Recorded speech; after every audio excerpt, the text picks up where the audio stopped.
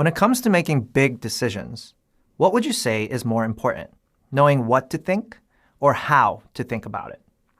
Whether you're just starting off in your career or you're sitting in a leadership position, you're making important decisions on a daily basis, often while facing volatility, uncertainty, complexity, and ambiguity. Chances are, you won't always start off with the right answer to every challenge crossing your plate. And it's up to you to figure it out. When it comes to finding the best solutions, I'm here to tell you that what to think isn't nearly as important as learning how to think. Knowing how to think puts you in a position to tackle any incoming problem, activating your strong critical thinking skills that give you that power. My name is Dr. Eugene K. Choi, and I'm passionate about sharing my neuroscience expertise to unlock your career potential and to get you to really understand how to think. In this course, I'll be sharing some of the most exciting new discoveries on how to achieve your highest levels of critical thinking skills, brain secrets to help you uncover the best opportunities and solutions to the sophisticated challenges, and provide practical tips to start activating your highest levels of performance when facing adversity. And not only will you learn how to significantly improve your own critical thinking skills, but you'll also learn how you can lead others to activate their highest levels of critical thinking skills too. I'm excited to be a part of your learning journey and thrilled to have you be a part of this course. Let's dive in. What if I told you the part of your brain that contains your critical thinking skills is shut off for about 70% of your adult life? Well, that's the reality. And the reason comes from one simple fact. Your brain is only able to operate in one of two states at any given time. These two states are the survival state and the executive state. And your brain is only able to think critically in one of them. In this lesson, I want to help you better understand the survival state and the executive state, and give you a method to regain your critical thinking when it's being held back. Let's start with the executive state. Your most important functions, such as creativity, decision-making, logic, and critical thinking, are accessible only in the executive state. Calm, thoughtful, articulate decisions are created here. On the other hand, we find the survival state. It's a reactive state, activated when your brain fears your life is in danger. Imagine a tiger right in front of you, ready to attack.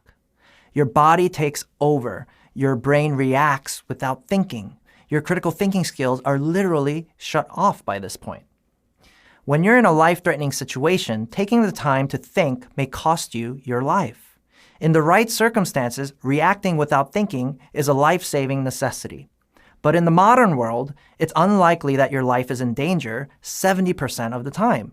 So why is it that this primitive survival state, the dominant mode you might be in? The reason you're in the survival state so often is because your brain is being constantly triggered by stress. If this sounds untrue, ask yourself, how often do you find yourself feeling stressed, anxious, or frustrated? These survival emotions elicit a reaction in a part of your brain called the amygdala and activates your body's reactive fight, flight, freeze response. Problem solving with your critical thinking skills turned off is not a position you want to be in. You'll really need that thinking switch turned back on. And gaining awareness of when you're in the survival state can significantly improve your access to the executive state so that you get your critical thinking centers back online. Here's how. Start by writing out examples of when you felt these survival emotions: frustration, anxiety, overwhelm, or any other negative emotion. Next to each, explain how you reacted during these moments. For example, when I've been stressed, I reacted by turning on the television to distract myself. When you're upset, you might get defensive and argue. When you're overwhelmed, you might withdraw and turn off altogether. Whatever it is, take some time to explore examples that come to mind. Don't make any judgments about the reactions. With both your feelings and reactions down on paper, take a moment to observe and reflect on what you've written. This process of identifying, reviewing, and contemplating stressful moments can literally bring you back into the executive state.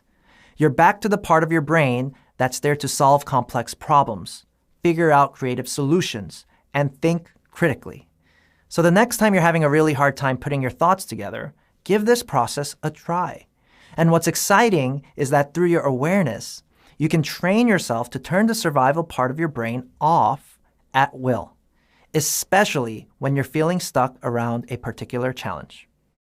If you've ever tried to take a cherished toy away from a toddler, chances are they'll hold on to it for dear life and put up a fight to keep it. As an adult, you have the same type of reaction as that toddler, except now you fight in more adult ways.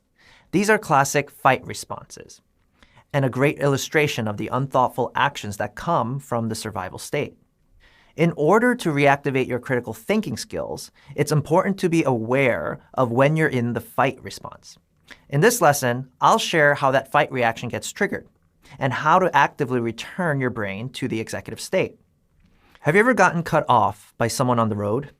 Doesn't feel good, does it? If it gets your blood boiling, you're experiencing road rage. And you may try to cut that person back off. That's the fight response. Some people fight with their knowledge. This tends to be people who are overly argumentative and hate to be wrong. Others might fight by overworking themselves. This tends to happen with individuals who have a need to prove themselves to someone. Now, I'm not proud of this, but I've had many times I entered into the fight response when my baby daughter wouldn't listen to me. I would yell and get angry. I'd justify this behavior by thinking to myself, this is the only way she hears me and listens to me. Once I learned the neuroscience behind this behavior, I got a lot of clarity on how to best handle the situation. I realized that my daughter wasn't the cause of the anger. It was my brain that had a trigger causing me to get angry. My own real-world experiences warped the meaning of this interaction with my daughter. Since I didn't have the best relationship with my father, when my daughter acted rowdy or disobedient, as any other toddler does, the meaning my brain was giving this experience was that I'm being a bad father. My sensitivity to being a bad father triggered the fight response, an unconscious attempt to control the situation in order to survive from the feeling of being a bad father. When you're in the fight response, your critical thinking skills are shut off, and it prevents you from seeing the best solution clearly. Your brain can't contemplate what the root cause of the issue is. You miss the solution that may have been there all along. So take a moment to reflect. Think about times when you've reacted poorly and in hindsight would have reacted differently. Raise your awareness of these reactive behaviors. Simply write down a list of how you react with the fight response. Give yourself the space to really reflect on this and observe. The idea is for you to connect the dots around what's going on when you're in a fight response. What do you notice? Are you recognizing some things that you may not have seen before? If so, congratulations. You've entered into a deeper level of awareness and can start turning on your critical thinking skills. As you take the time to shine a light on your own fight responses, it's important that you do this without passing judgment. Being judgmental is, in and of itself, a fight response. Practice the exercise with the goal of gaining awareness and understanding, not for self-evaluation. Picture this. You're face-to-face with a hungry tiger, mammal versus mammal. But the tiger is big, terrifying, and ready for dinner. Without contemplating the potential matchup or the next move you have to make, without thinking at all, your survival state sweeps you off your feet. You're forced into motion and running to safety. Thank you, flight response. Unfortunately, what's helpful in times of real danger might not always be so helpful. The flight response can get activated when you're experiencing common emotions as well, such as stress, fear, frustration, or anxiety, and can blow a situation out of proportion. In this lesson, I'll show you some of the unique ways your brain reacts with the flight response and how to keep your critical thinking centers online. Let's take a look at different flight responses that can be triggered by your survival emotions. One classic way is procrastination. This is a survival mechanism to provide some relief from the stress that comes with having to meet a deadline. And where it always comes from is some sort of belief you have about what this deadline means to you, that triggers you into a survival state. It could perhaps be that you don't feel ready to do it, or capable of doing it, or you don't have the talent to handle it. Another flight response is when you avoid confrontation. Think about times where you were in a conflict with someone you didn't like that wasn't resolved. Chances are the next time you see that person, you would much rather avoid them rather than interact with them. The same flight response happens when you want to avoid survival emotions like shame, embarrassment, or rejection. Where your flight response can get really debilitating is when you start disassociating from your emotions to numb yourself. This often occurs as a survival response to repetitive stressful experiences. You may find yourself reactively distracting yourself to take your mind off the survival emotion. For example, you might binge watch television or eat a tub of ice cream. Other ways to numb yourself often occur by overindulging in other more serious and harmful behaviors. And because all these reactive behaviors occur in the survival state, your critical thinking centers, which come from the executive state, is shut off as well. Now, these flight responses aren't being brought to your attention to make you feel judged or guilty. It's simply to take notice of it. Everyone engages in the flight response in their own way. It's important to just take a moment to reflect on the ways you emotionally survive with the flight response. So write them down. As you bring your attention to these reactive behaviors, you may be noticing things about yourself more deeply. Now take a moment to visualize these moments when you've experienced the flight response. Bringing attention to these specific moments allows you to recognize what to look out for the next time it happens. Just like watching a movie for the second or third time, you'll notice details and ideas that you didn't see the first time. This ability to see the full picture will put you in a better position to consciously address upcoming situations and to avoid having the survival state take over for you. Unless, of course, you come across that tiger again. Ever heard of thanatosis? That's when an animal, and most famously the Virginia possums, play dead to avoid getting eaten. That's right, they play dead to stay alive. While this defense mechanism works great in the animal kingdom, humans don't quite benefit when it rears its head. I want to show you different ways that this freezing up defense mechanism pops up when you're dealing with survival state emotions. Think about a time when you've been overwhelmed with too many decisions at once. Perhaps you have a bunch of team members asking you for your decisions across multiple issues all at once. Have you ever been so overwhelmed that your reaction was to have no reaction at all? You're mentally on pause, unable to make any decisions or do anything at all. This is the freeze response when you're in the survival state. Your heartbeat literally slows down. It's as if your body is trying to play dead. You might be thinking that maybe if you're not really there, the problem will go away. Embarrassment is another example of this freeze response, like when you get caught in a lie that you weren't expecting. Don't you just freeze up not knowing how to respond? Or during moments where you receive some shocking news that's painful or heartbreaking to you. In all these moments, you are literally not capable of thinking. When you're facing a challenge and need to figure out solutions, freezing up can be a debilitating issue for you. When you're in the freeze response, your executive state is shut down, which means your brain's critical thinking centers are shut down too. So what can you do to get unstuck and back on track? It might sound counterintuitive, but the way to get out of a freeze response is to just make a decision. And the best way to do this is to actually make the decision proactively right now. Write down what you'll do differently if this scenario pops up again, and imagine the scenario playing out, watching yourself respond differently. Back in 2009, there was a study done at Harvard with two groups of piano players. One group practiced playing a melody on the piano for 2 hours a day for 5 days. The second group was told to sit in front of the piano for the same amount of time, but they were told not to play the piano. Instead, they were told to imagine playing the melody on the piano. During all this time, the researchers were mapping the brain activity of all the participants from both groups, and what they found was shocking. They discovered that the same exact brain activity was happening in both groups. This neuroscience research has proven that your brain actually doesn't know the difference between imagination and reality.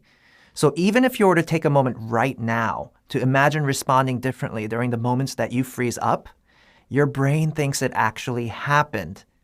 So take a moment to sit and imagine doing things differently. How does that feel? When you envision yourself effectively responding to an overwhelming, stressful situation, you're literally rewiring a part of your brain. The next time you're stuck, envision yourself effectively responding to that situation. You'll be rewiring a part of your brain, reactivating your critical thinking skills, and positioning yourself to handle the situation better in the future. I want you to imagine you have a piece of broccoli stuck between your teeth, but you haven't noticed it yet. Until it comes into your awareness, you never have the ability to remove it. It's that awareness that gives you the power to change something that needs to change.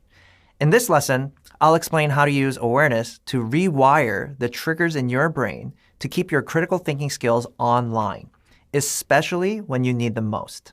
So the most important thing to keep bringing your awareness to in order to prevent triggering your survival state is one thing: your thoughts.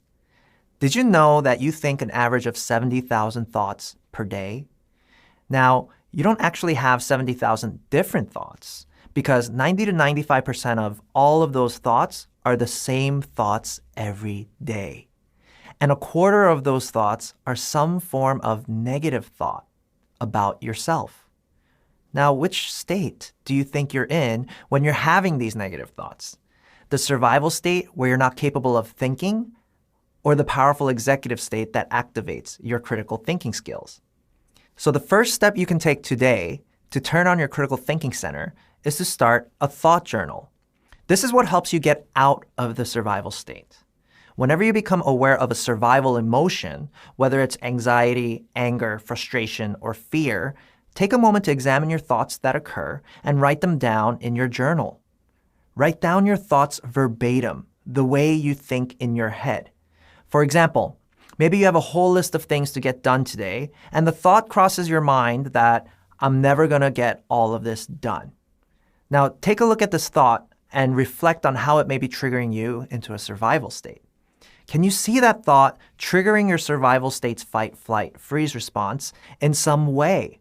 Perhaps you fight to work, and you still don't end up getting it all done, when in reality, there may have been a smarter way to get them all done in an efficient manner, whether it involves delegation, prioritization, or organization.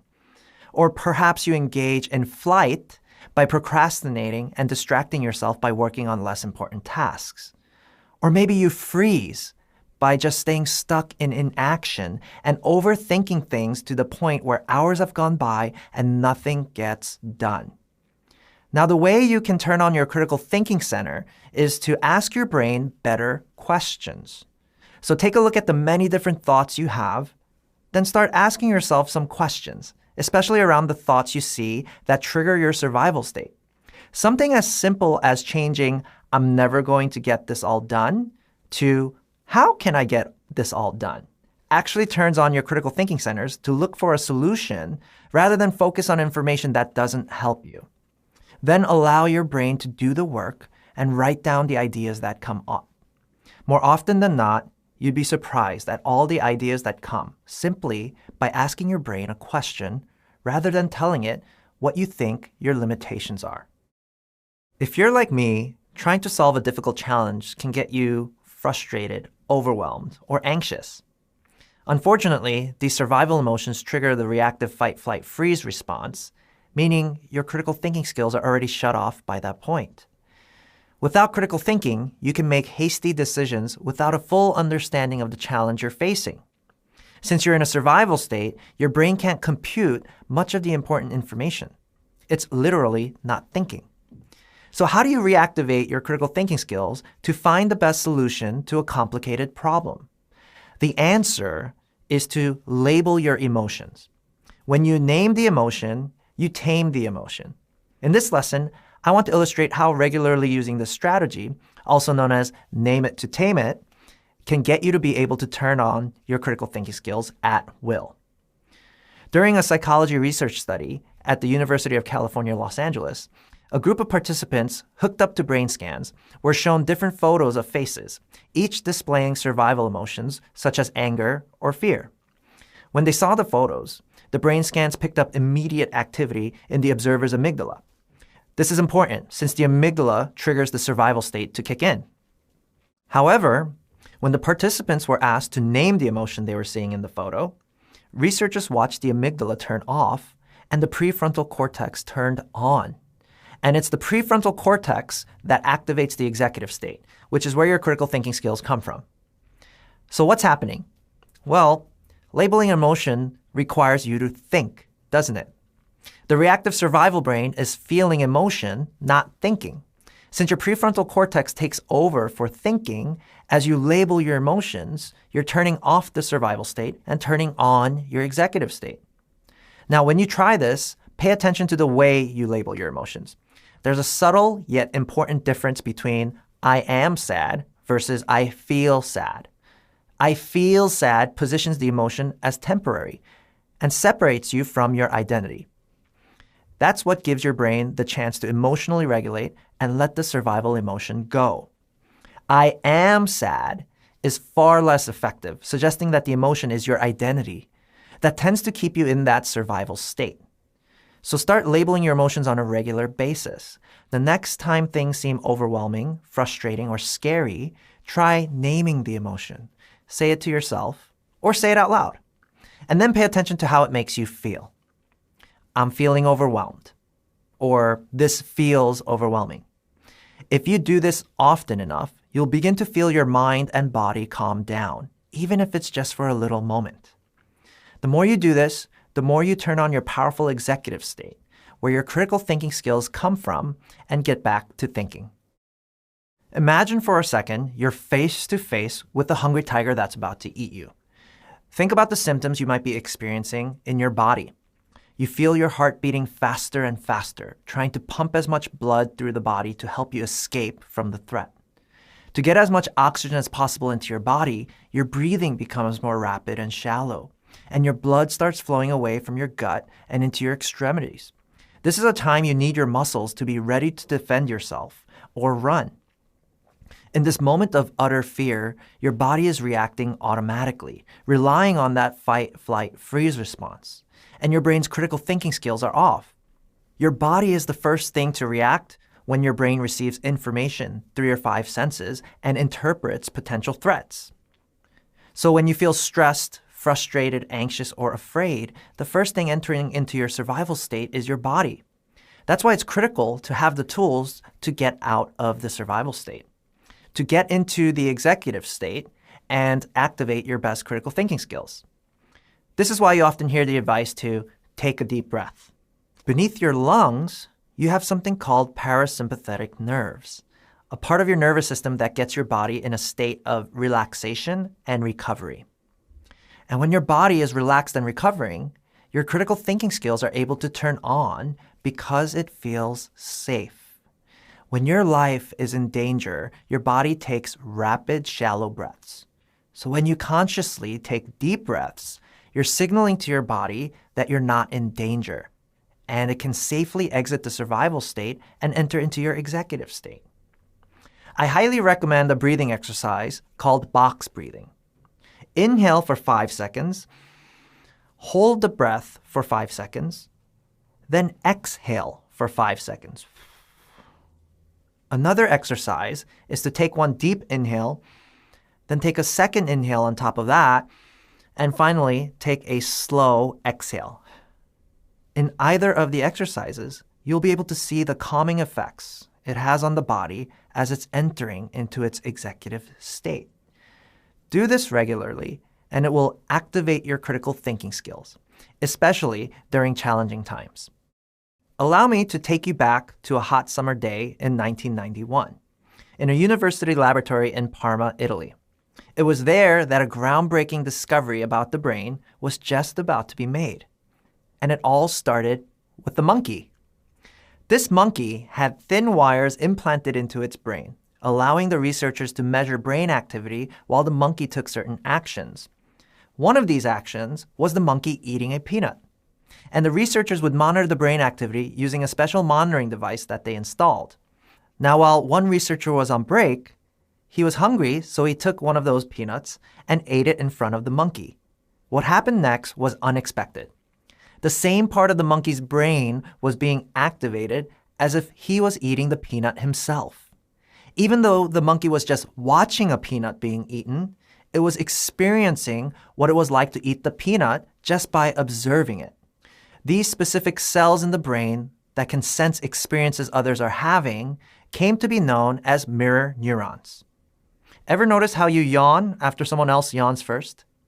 That's your mirror neurons turning on. While verbal communication helps you understand what people are thinking, it's nonverbal communication that helps you feel what others are feeling.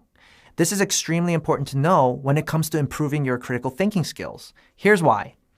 When mirror neurons sense other people in their survival state, it can very easily trigger your survival responses as well. It's important to recognize both your own survival state as well as your environment, which can trigger you without you even realizing it. Triggering of the survival state through your mirror neurons happens all the time. Imagine you're leading a project with the team and everyone is freaking out because things are falling very behind. All that stress your team is under triggers their survival state, and then it can trigger your survival state. And if that happens, now your critical thinking skills have been shut off too. The next time someone comes into your office going off, simply take a moment to pay attention to what state they're in. This awareness empowers you to make a choice rather than to just react. You can turn this awareness building into a game. Try to examine other people's nonverbal expressions and whether they're in a survival state or executive state. An employee storms into your office with their eyebrows scrunched in anger. Then it's a survival state. You see team members rushing around wildly to hit a deadline. That's a survival state. Simply noticing these nonverbal cues gives you the ability to prevent the survival state in others from triggering your own. So start paying attention to all the nonverbal expressions you see around in your environment, whether that's on television, in public places, or people close to you. The better you get at noticing what state others are in, the better you'll get at preventing your survival state from getting triggered and turning your critical thinking skills off. Have you ever been desperate to finish a project on time? Because you're rushed, you may have missed some very important things that needed to be addressed. I see this happening all the time. Entrepreneurs working hard to grow their businesses will ask something like, I have a great opportunity to win a new client, but what should I say to get the sale? These entrepreneurs are so worried about losing the potential client that they become desperate. This sounds logical for a person trying to grow their own business, but in reality, they're operating from a survival state, triggered by concern, and leaving them without their critical thinking skills. They might be concerned that if they don't get the sale, they won't be able to grow their business, or that they might experience the shame that comes with rejection.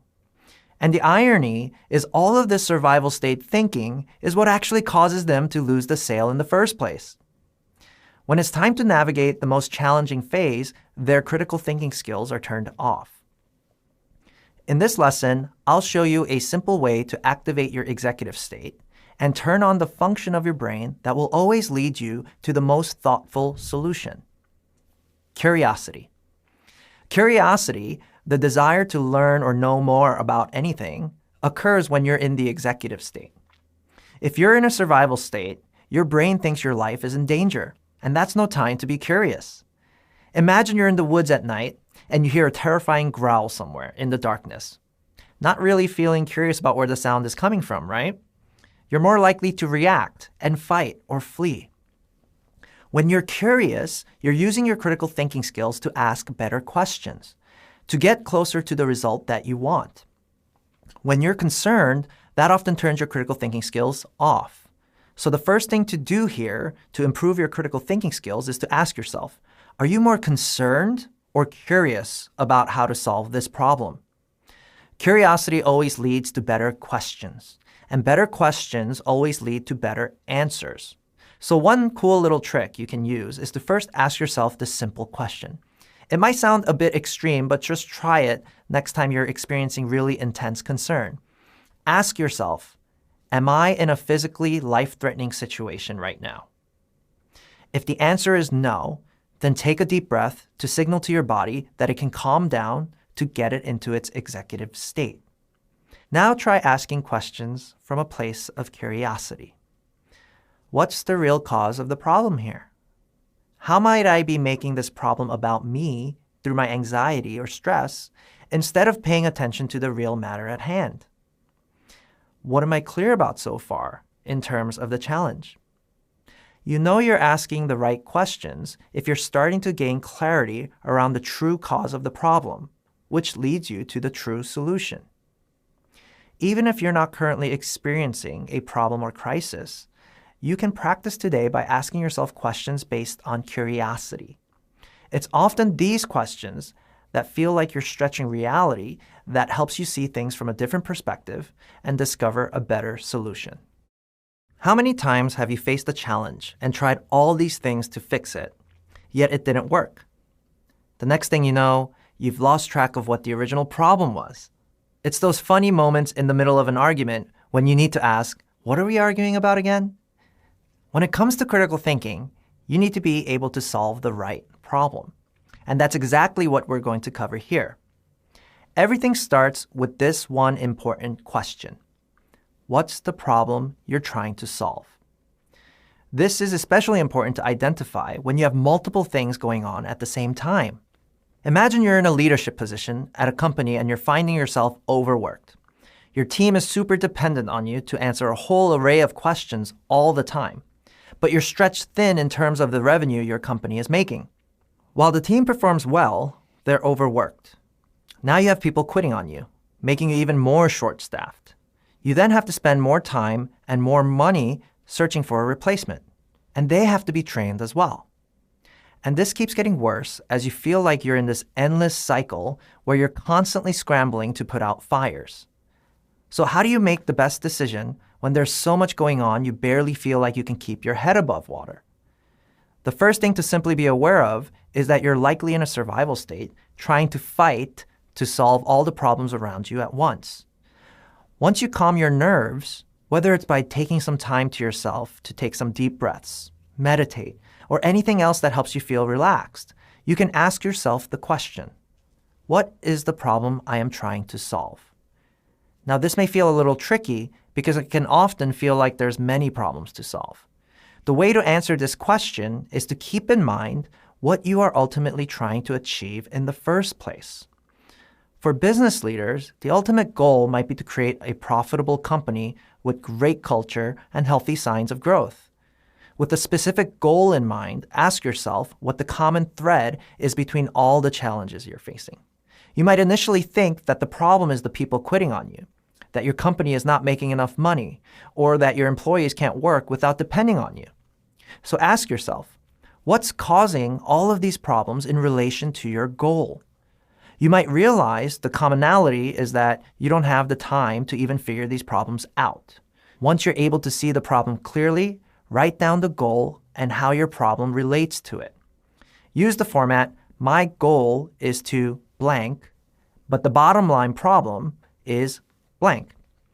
An example would be, my goal is to create a profitable company with great culture that's showing healthy signs of growth, but the problem is I never have enough time to figure out how to even do it. Take a look at the challenges ahead of you and the challenges you are currently facing. Identify the problem that you're solving for. That's how you get clarity on where you need to focus your critical thinking skills. Imagine you run a small burger joint and you have 2 employees.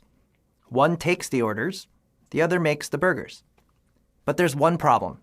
You're getting a lot of customers coming in and placing their orders, but the cook can't keep up.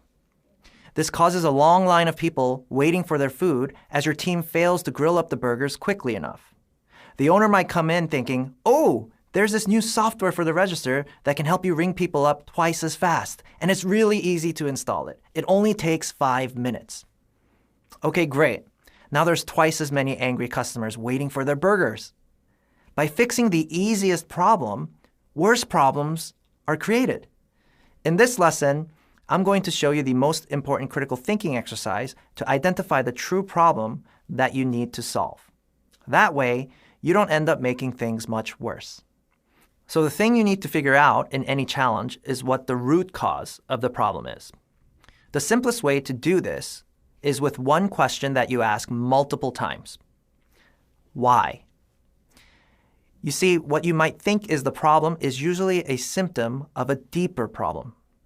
For example, if you're trying to grow a business, but people are quitting on you because they're overworked, and employees are always asking you a lot of questions, you identify the problem that's causing all this is that you don't have enough time to figure things out. But what if the fact that you don't have enough time to figure things out was a symptom of a much bigger problem?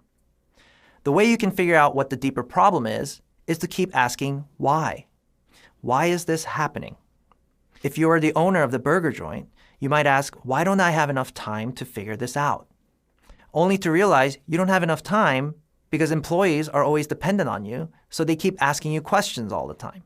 So then you ask, why are they so dependent on me? Well, that's because they know what to do, but aren't really sure how things work or why certain things are important. They don't know how to make the decisions on the fly. Again, ask why. Why do they only know what to do and not how to do it? They were never trained on the how and why. Aha!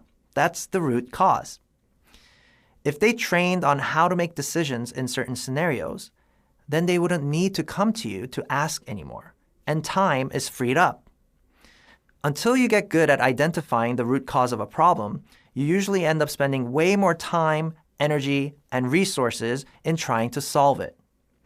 So before you start spending more money or making a bunch of big new changes, you'll want to dig deeper into what the root cause of the problem might be. Take a moment to look at the problem you're trying to solve. Then apply the question why multiple times until you see what the root cause is. You often have to ask why 3 to 5 times before discovering the root cause. Once you've correctly identified that root cause, you're one big step closer to solving the root cause of the problem. Isn't it interesting that all the things humans created in this world started with an idea? For example, someone had to sit and think about what it might taste like if you took some dough, mozzarella cheese, and tomato sauce together and bake it. And now it's the famous Italian dish we've come to love and know as pizza. Now that's a great idea.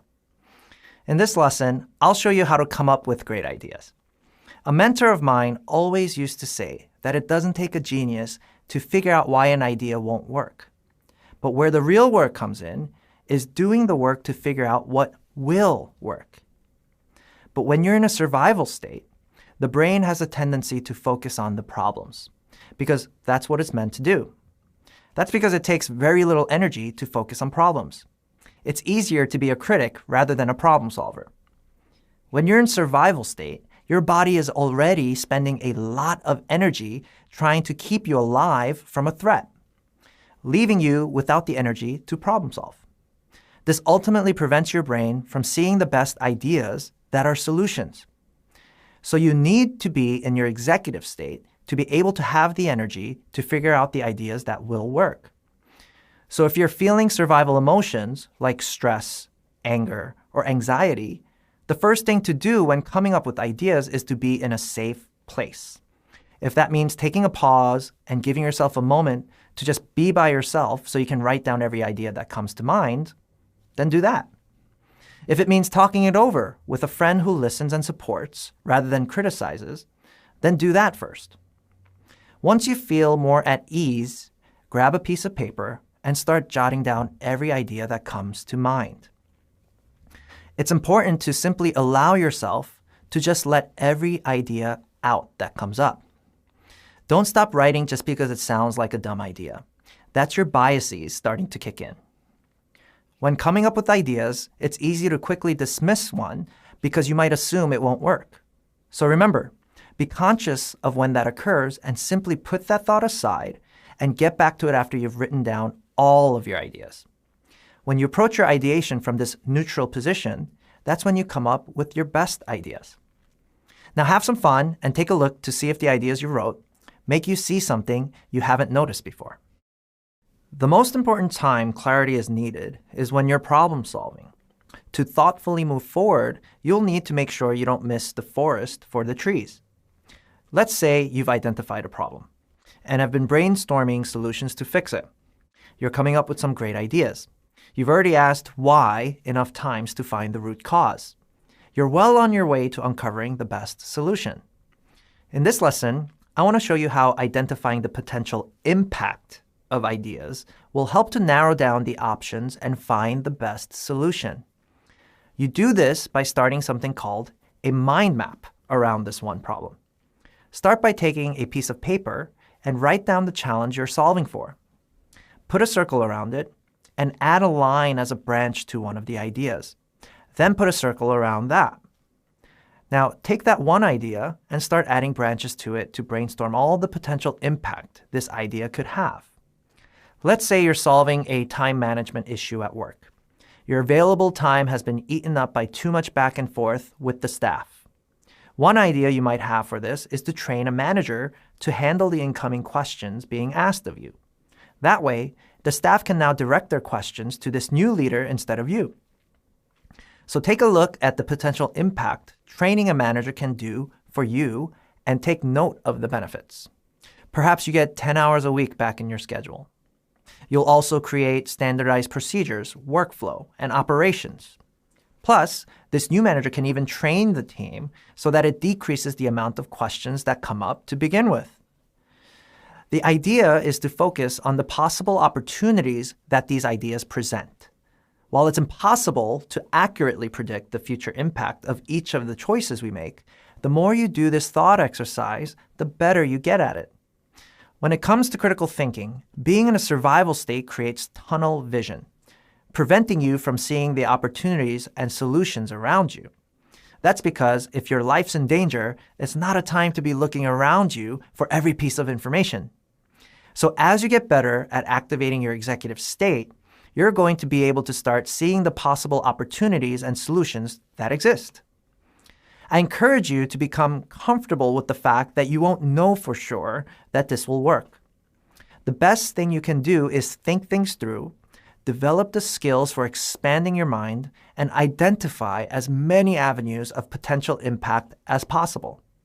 So take a moment to gain clarity on what your best options are by creating your mind map and see if it helps spark some more ideas.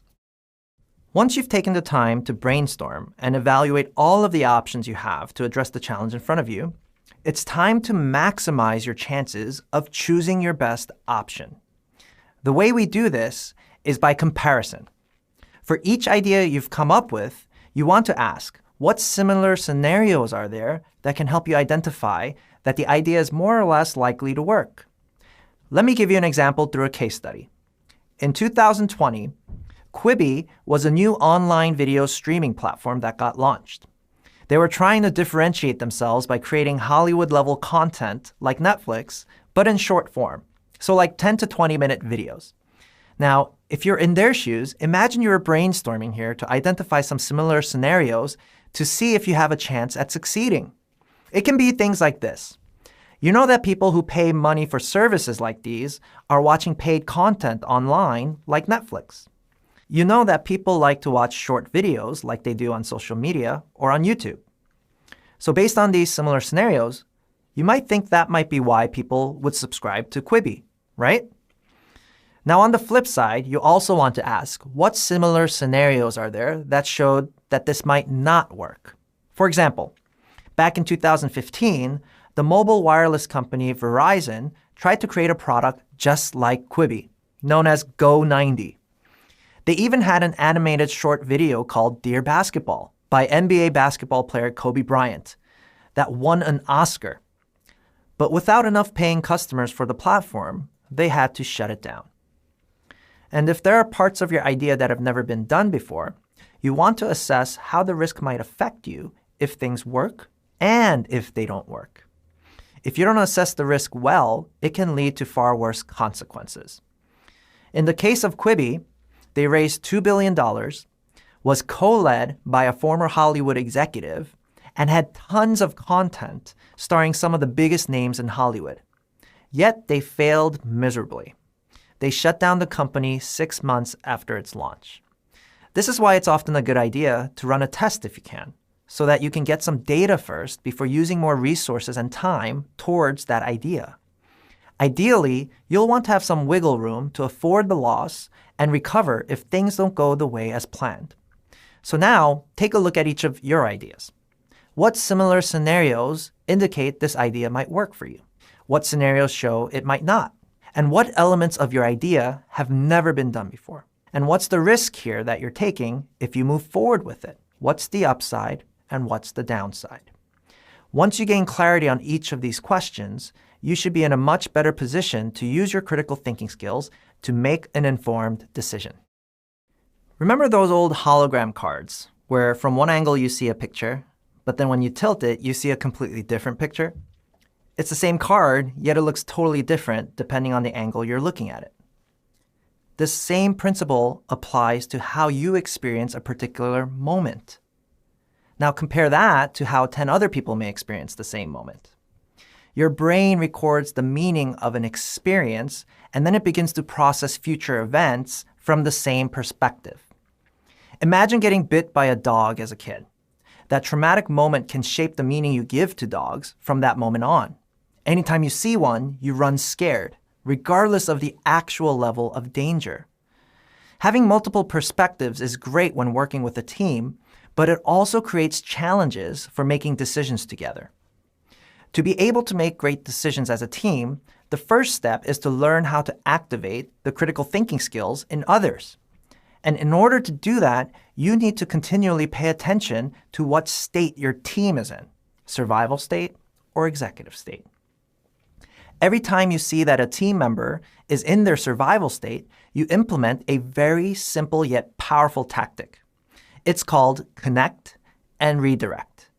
For example, if my daughter is melting down in a survival state because she's upset after getting in trouble, she's incapable of thinking about her actions. So no matter how much I try to communicate a lesson about how she shouldn't have done what she did, she won't register that information until the part of her brain that can think is turned on. But if I were to take the time to connect with her by validating her feelings, acknowledging that I can understand why she would be upset, and then open my arms to give her a hug, her nervous system will start to calm down. This activates her brain's executive state. So now she's receptive to information and discussion. Now I can redirect the conversation to the thing I want to discuss by asking her why what she did may not have been the best decision to make. It's important that the people you're communicating with feel safe and connected to you before you direct them to the conversation you want to have. This will make them less defensive and more likely to try to understand and see your point of view. When you see survival state behaviors in your team, first connect, then redirect back to the discussion you're trying to have. You can do this by asking questions and making affirmations from a place of empathy. Are you feeling okay? I want to express how grateful I am to be working with all of you.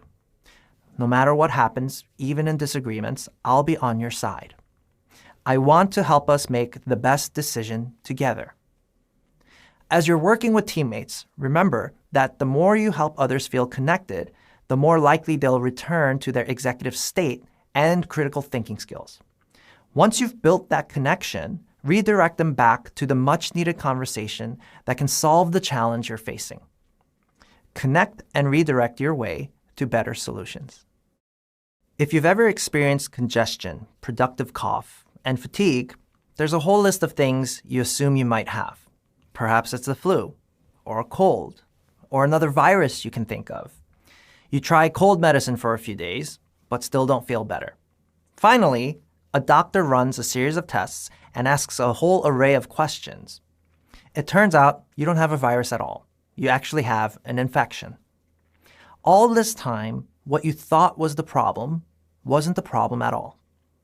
Treating the wrong problem can lead to ineffective results, even with the best medicine. The same applies to solving challenges you and your team face by trying to treat the symptoms of the problem. To maximize the critical thinking skills of your team, you have to allow more time to sit with the problem.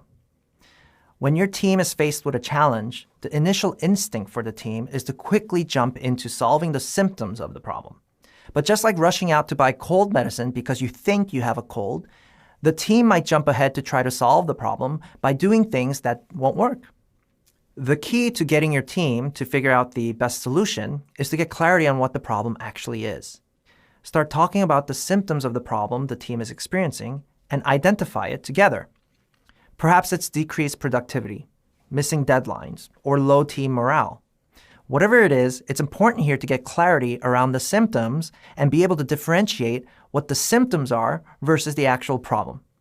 Missing deadlines, for example, isn't a problem as much as it is a symptom of a problem. As you bring your awareness to symptoms, your team will gain clarity of what the cause of the problem is. By assessing those symptoms, you might find that the workload for all employees is a week's worth of work, but the time given to complete the work is only 2 days. At that point, you'll know the problem isn't the employee's performance, but more likely in how the expected turnaround time is decided. So take a moment to write down with your team all the symptoms of the specific challenge you're facing. Then assess what root cause might be related to the symptoms. Once the root cause is identified, you and your team can all use your critical thinking skills to start developing a solution.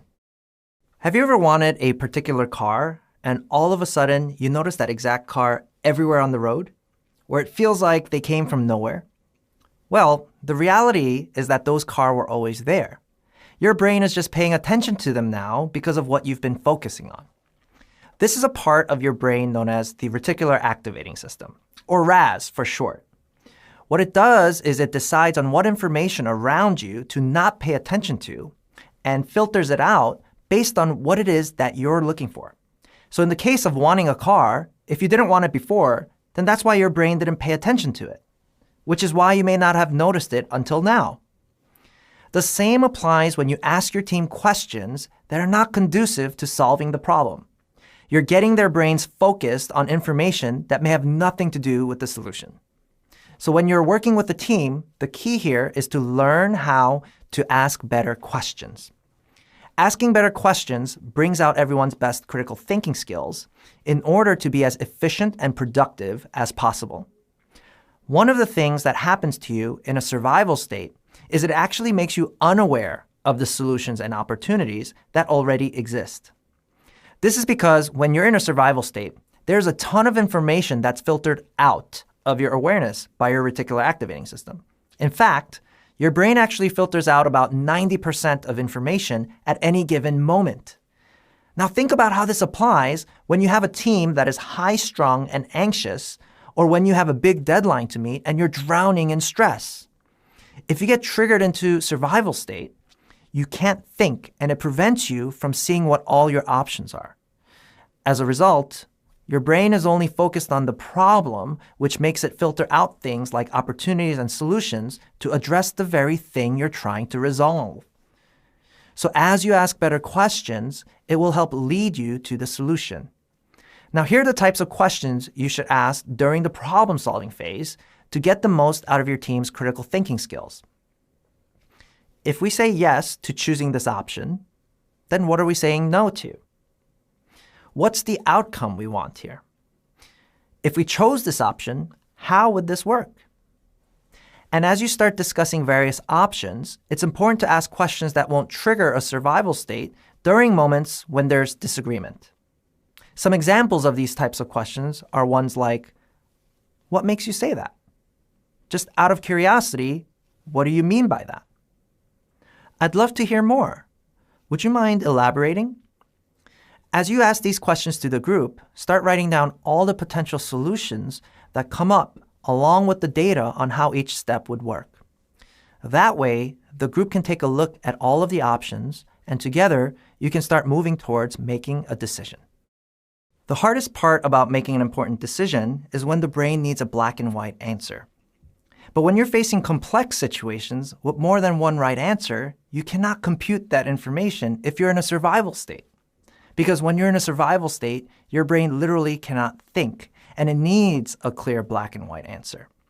When working with a team, chances are most people in the group will be looking for this one black and white answer rather than using critical thinking skills to evaluate the root cause, take a look at all the options on the table, and make a thoughtful decision. So in this lesson, I'm going to talk about how you can make sure you shepherd the team to help make great decisions together. First of all, it's important to simply set the context.